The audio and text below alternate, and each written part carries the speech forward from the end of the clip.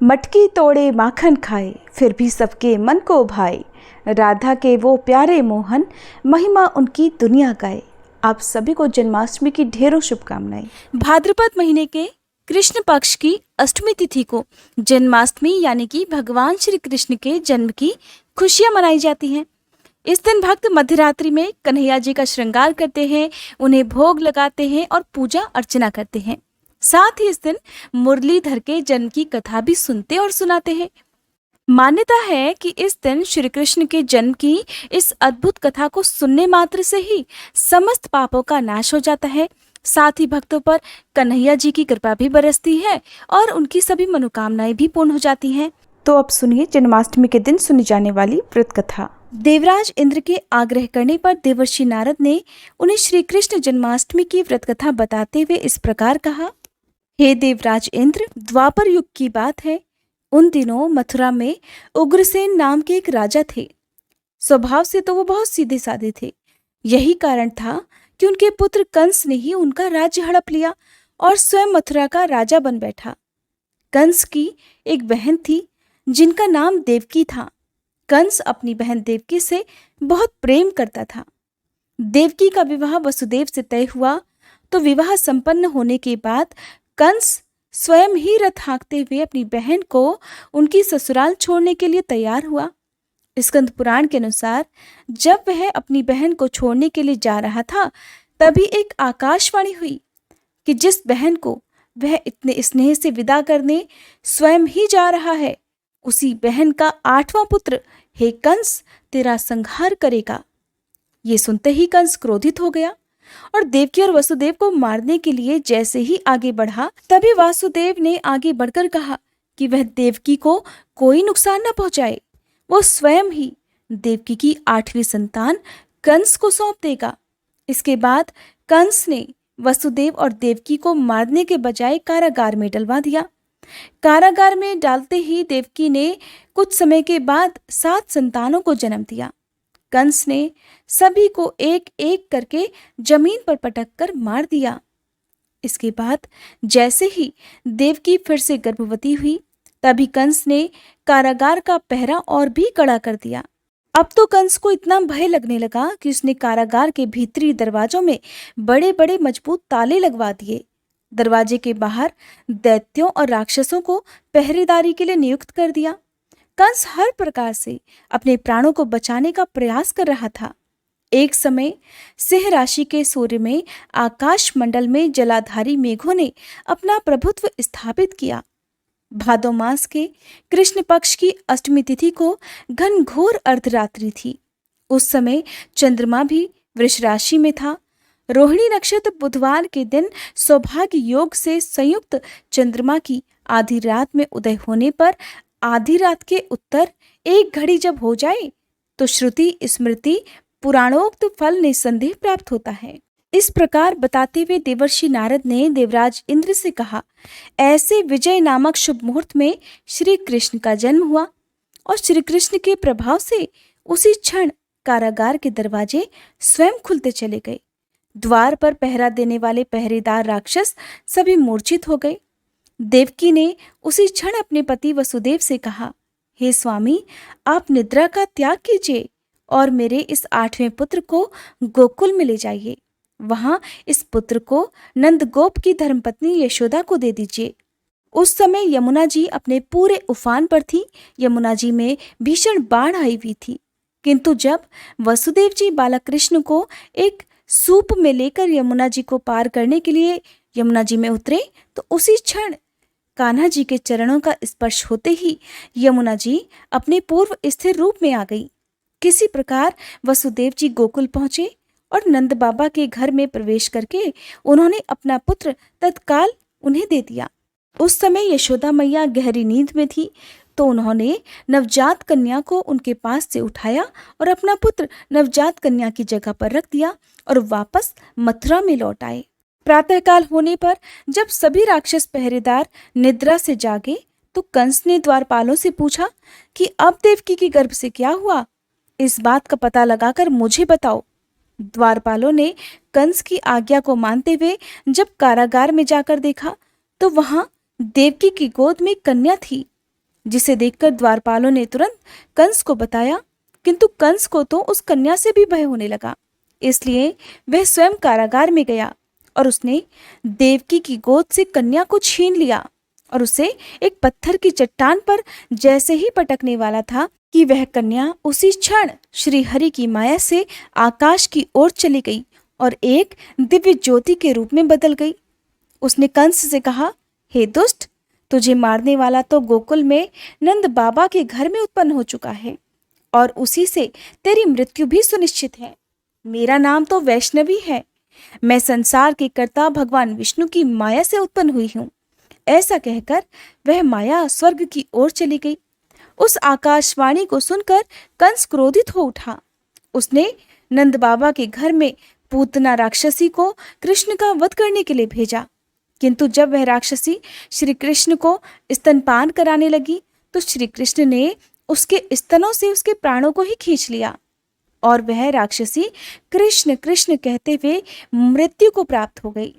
जब कंस को पूतना की मृत्यु का समाचार मिला तो उसने कृष्ण का वध करने के लिए बारी बारी से केशी नामक दैत्य को अश्व के रूप में, उसके बाद अरिष्ट नामक दैत्य को बैल के रूप में भेजा, किंतु ये दोनों भी श्री कृष्ण के हाथों मृत्यु को प्राप्त हो गए।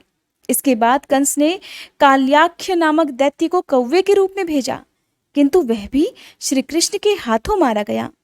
अपने बलवान राक्षसों की मृत्यु के आघात से कंस अत्यधिक भयभीत हो गया।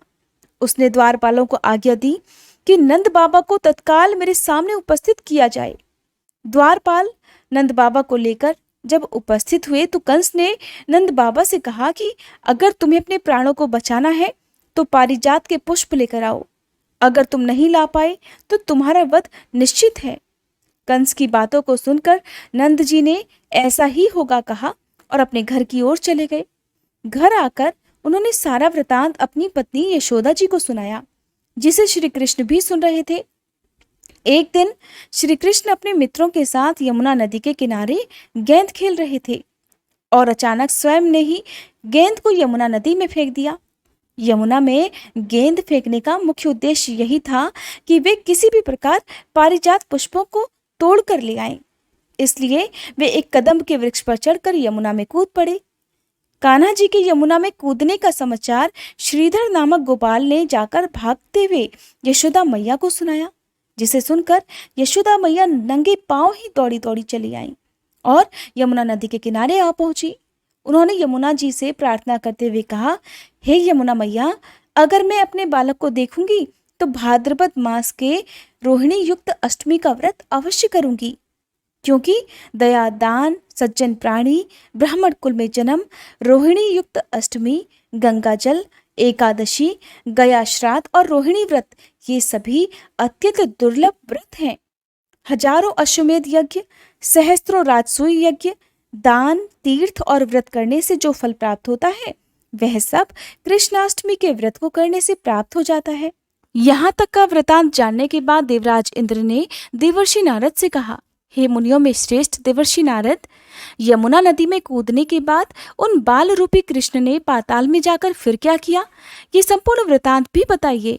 तो नारद जी कहने लगे, नारायण नारायण। हे इंद्र, पाताल में उस बालक से नागराज की पत्नी ने कहा कि तुम यहाँ क्या कर रहे हो, कहाँ से आए हो और यहाँ आने का क्या प्रयोजन है। अगर तुम्हें कुछ चाहिए तो ये कंगन, मुकुट और मणियों का हार लेकर अपने घर वापस चले जाओ, क्योंकि इस समय मेरे स्वामी शयन कर रहे हैं। अगर वे उठ गए तो फिर तुम्हें डस लेंगे। नागपत्नी की बातें सुनकर श्री कृष्ण कहने लगे, हे कांते, मैं किस प्रयोजन से यहाँ आया हूँ वह वृतांत भी मैं तुम्हें सुनाता हूँ। समझ लो, मैं कालिया नाग के मस्तक को कंस के साथ द्यूत में हार चुका हूँ और वही लेने में यहाँ आया हूँ। बालक कृष्ण की इस बात को सुनकर नाग पत्नी अत्यंत क्रोधित हो उठी और अपने सोए हुए पति को उठाते हुए कहने लगी, हे स्वामी, आपके घर ये शत्रु आया है, इसलिए अब आप इसका हनन कीजिए। अपनी स्वामिनी की बात सुनकर कालिया नाग अपनी निद्रा को त्याग कर जाग पड़ा और बालक कृष्ण से युद्ध करने लगा। कुछ देर तक युद्ध करने के बाद श्री कृष्ण ने कालिया नाग को इस युद्ध में पराजित कर दिया। अब कालिया नाग ने भी भली भांति जान लिया कि मैं जिनसे युद्ध कर रहा हूँ वे तो साक्षात भगवान श्री हरि के अवतार श्री कृष्ण ही है इसलिए उन्होंने श्री कृष्ण के चरणों में साष्टांग प्रणाम किया और पारिजात से उत्पन्न बहुत से पुष्पों को मुकुट में रखकर श्री कृष्ण को भेंट दे दिया। जब श्री कृष्ण चलने को तैयार हुए तो कालिया नाग की पत्नी कहने लगी, हे स्वामी, मैं कृष्ण को नहीं जान पाई। हे जनार्दन, मंत्र रहित, क्रिया रहित, भक्ति भाव रहित मेरी रक्षा कीजिए। हे प्रभु, मेरे स्वामी मुझे वापस दे दीजिए। तब श्री कृष्ण कहने लगे, हे सर्पणी, दैत्यों में जो सबसे बलवान है उस कंस के सामने मैं तेरे पति को ले जाकर छोड़ दूंगा, नहीं तो तुम अपने घर को चली जाओ। आप श्री कृष्ण कालिया नाग के फन पर नृत्य करते हुए यमुना जी के ऊपर आ गए। फिर कालिया की फुंकार से तीनों लोग कंपायमान हो गए। अब कृष्ण कंस की मथुरा नगरी को चल दिए। वहां कमल पुष्पों को देखकर यमुना जी के मध्य जलाशय में वह कालिया सर्प भी चला गया। इधर कंस भी हैरान हो गया और श्री कृष्ण प्रसन्न होकर गोकुल वापस लौट आए।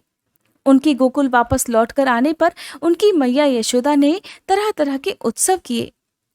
अब देवराज इंद्र ने देवर्षि नारद से फिर पूछा, हे महामुने, संसार के प्राणी बालक श्री कृष्ण के आने पर अत्यधिक आनंदित हुए। आखिर श्री कृष्ण ने क्या क्या चरित्र किया, क्या क्या लीलाएं दिखाई, वह सभी आप मुझे बताने की कृपा कीजिए। तब देवर्षि नारद ने देवराज से कहा, हे देवराज, मन को हरने वाला मथुरा नगर यमुना नदी के दक्षिण भाग में स्थित है। वहां कंस का महाबलशाही भाई चाणूर रहता था। उस चाणूर से श्री कृष्ण के मल्ल युद्ध की घोषणा की गई। हे इंद्र, श्री कृष्ण और चाणूर का मल्ल युद्ध अत्यंत आश्चर्यजनक था। चाणूर की अपेक्षा कृष्ण बाल रूप में भी थे। भैरी शंख और मृदंग के शब्दों के साथ कंस और केशी इस युद्ध को मथुरा की जनसभा के बीच में देख रहे थे। श्री कृष्ण ने अपने पैरों को चाणूर के गले में फंसाकर उसका भी वध कर दिया। चाणूर की मृत्यु के बाद उनका मल्ल युद्ध केशी के साथ हुआ। अंत में केशी भी इस युद्ध में कृष्ण के द्वारा मारा गया। केशी की मृत्यु के बाद मल्ल युद्ध देख रहे सभी प्राणी श्री कृष्ण की जय जयकार करने लगे। बालक कृष्ण द्वारा चाणूर और केशी का वध होना अब तो कंस के लिए अत्यंत हृदय विदारक हो गया। इसलिए उसने सैनिकों को बुलाकर उन्हें आज्ञा दी कि तुम सभी अस्त्र शस्त्रों से सुसज्जित होकर कृष्ण से अभी युद्ध करो। हे इंद्र, उसी क्षण श्री कृष्ण ने गरुड़, बलराम तथा सुदर्शन चक्र का ध्यान किया, जिसके परिणाम स्वरूप बलदेव जी सुदर्शन चक्र लेकर गरुड़ पर आरूढ़ होकर आ गए। उन्हें आता देख बालक श्री कृष्ण ने सुदर्शन चक्र को उनसे लेकर स्वयं ही गरुड़ की पीठ पर बैठकर न जाने कितने ही राक्षसों और दैत्यों का वध कर डाला, कितनों के शरीर अंग भंग कर दिए। इस युद्ध में श्री कृष्ण और बलदेव ने असंख्य दैत्यों का वध भी किया। बलराम जी ने अपने आयुध शस्त्र हल से और श्री कृष्ण ने सुदर्शन चक्र से माघ मास के शुक्ल पक्ष की सप्तमी को विशाल दैत्यों के समूह का सर्वनाश कर डाला। जब अंत में केवल दुराचारी कंस ही बचा रह गया तो श्री कृष्ण कहने लगे, हे दुष्ट अधर्मी दुराचारी, अब मैं इस महायुद्ध स्थल पर तुझसे युद्ध कर तेरा वध कर इस संसार को तुझसे मुक्त कराऊंगा। ऐसा कहते हुए श्री कृष्ण ने उसके बालों को पकड़ लिया और कंस को घुमाकर पृथ्वी पर पटक दिया, जिससे उसकी मृत्यु हो गई। कंस के मरने पर देवताओं ने आकाश से पुष्प वर्षा की। जय श्री कृष्णा। ये थी श्री कृष्ण जन्माष्टमी की संपूर्ण व्रत कथा।